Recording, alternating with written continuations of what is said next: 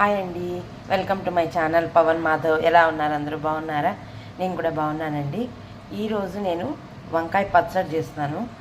వంకాయ పచ్చడి ఏముంది, అందరూ చేసుకుంటారు కదా, స్పెషల్ ఏముంది అనుకుంటున్నారా? ఈ వంకాయ నేను నూనెలో వేయించలేదండి.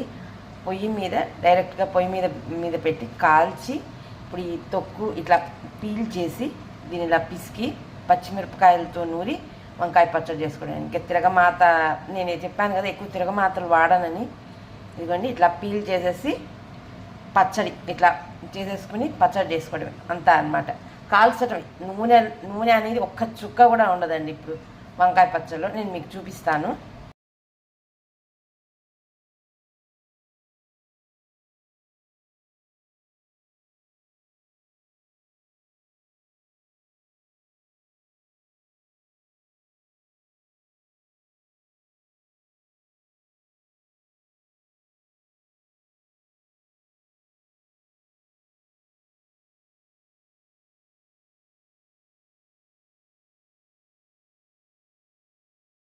ఇదిగోండి, ఇట్లా వంకాయ కాలుస్తున్నాను.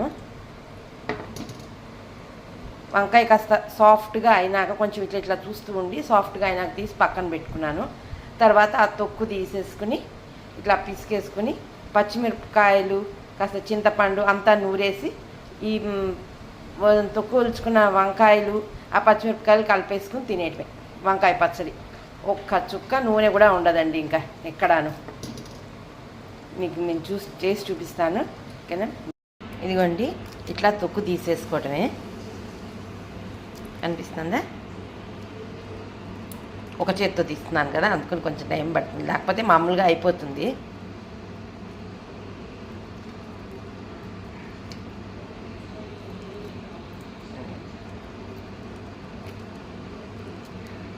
ఇలా వచ్చేస్తుంది, ఈజీగా వచ్చేస్తుందండి. పెద్ద కష్టం ఏం పడక్కర్లేదు. ఆల్రెడీ పొయ్యి మీద మనం కాల్చాం కదా, కాబట్టి పైన ఉన్న తొక్క అంతా ఈజీగా వచ్చేస్తుంది. చూడండి,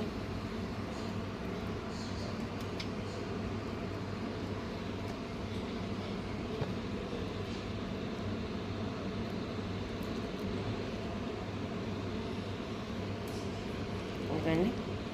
ఇప్పుడు దీన్ని కొంచెం ఇట్లా స్మాష్ చేసుకోవటమే.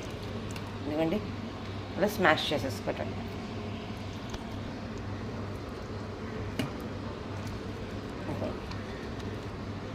ఇలా వచ్చేస్తుంది ఈజీగానే, పెద్ద కష్టం కూడా అక్కర్లే.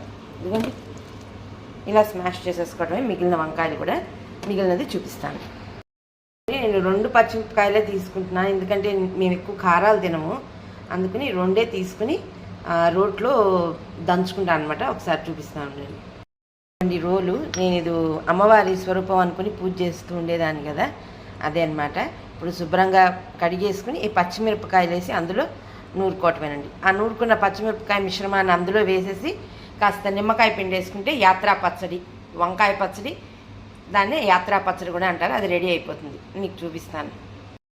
ఇదిగోండి, ఇలా ఆ వంకాయలు మెత్తగా చేసేసుకున్నాక ఉప్పు వేసుకోవాలండి. మెత్త ఉప్పే, తొందరగా కరగాలి, లేకపోతే కండ్రెక్ట్ అంటారు కదా, అందుకని ముందు ఉప్పు వేసేసుకుని ఇంకా పసుపు, ధనియా పౌడరు, జీరా పౌడరు వేసుకుంటే, లేకపోతే జీరా పౌడర్ ఒకటి వేసుకుని చాలు. పసుపు వేసేసుకుని పచ్చిమిరపకాయలు దంచుకుని ఇందులో కలిపేసుకుంటారు, అంతే అండి.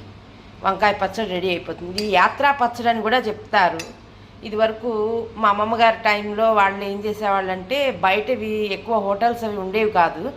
వాళ్ళు ఇంట్లోనే ఇట్లా గబగబా చేసేసుకుని బయలుదేరేవాళ్ళు అనమాట. అందుకని దీన్ని యాత్రా పచ్చడని కూడా అనేవాళ్ళు.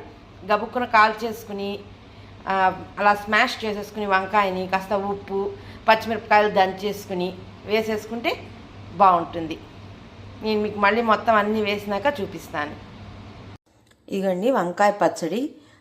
చెప్పాను కదా, ఆయిలే లేదు, తిరగమాత అసలు ఏమీ ఉండవండి. యాత్రా పచ్చడి. వంకాయలని చూపించాను కదా, వంకాయలని కాల్చేసుకుని తొక్కు తీసేసి దాన్ని ఇట్లా స్మాష్ ఇలా చేసి ఇట్లా చేసుకోవాలండి. దాంట్లో పచ్చిమిరపకాయలు నేను రోట్లో నూరుకున్నా అండి, చిన్న రోలు కదా, అందుకని అందులో దానికి తగ్గట్టు మనం ఎన్ని వంకాయలు తీసుకున్నామో దానికి తగ్గట్టుగా పచ్చిమిరపకాయలు తీసుకోవాలి. నేనైతే కారాలు ఎక్కువ తినాం కాబట్టి మా ఇంట్లో ఓన్లీ 2 తీసుకున్నాను అండి పచ్చిమిరపకాయలు. దాన్ని నూరి ఇందులో కలిపేసుకోవటమే. ఉప్పు, పసుపు, పచ్చిమిరపకాయలు, చింతపండు లేకపోతే నిమ్మకాయలండి. నేను ఎక్కువ నిమ్మకాయలు వాడుతుంటాను, అందుకని నేను నిమ్మకాయ వాడాను. చింతపండు వాడుకునే వాళ్ళు పచ్చిమిరపకాయలతో పాటు ఆ చింతపండును కూడా దంచుకుంటే సరిపోతుందండి. ఇంకో మొత్తం అయినాక వంకాయ పచ్చడి. ఇందులో ఒక్క చుక్క ఆయిలే వేయలేదండి. యాత్రా పచ్చడి ఇది. మా అమ్మమ్మ గారి టైం నుంచి మా అమ్మగారు నేను ఇలానే చేసుకుంటుంటాం. ఎక్కువ నూనెలు అవి తిరగమాత కూరలే ఎక్కువ వాడేవాళ్ళం అండి. ఫ్రైస్ ఎక్కువ వాడేవాళ్ళం కాదు మేము. ఇదిగోండి, హెల్త్కి కూడా మంచిది. ఇది మీరు కూడా మీ ఇంట్లో చేసుకుని ఎట్లా ఉందో టేస్ట్ నాకు చెప్పండి, కామెంట్ చేసి చెప్పండి. ఇది హెల్త్కి కూడా మంచిదేనండి, ఎందుకంటే ఎక్కువ ఆయిల్ కూడా వాడకుండా చేశాను ఇది. ఓకేనా, బాయ్. యాత్రా పచ్చడి, వంకాయ పచ్చడి మీరు కూడా మీ ఇంట్లో చేసుకోవచ్చు ఈజీగా. బాయ్ అండి.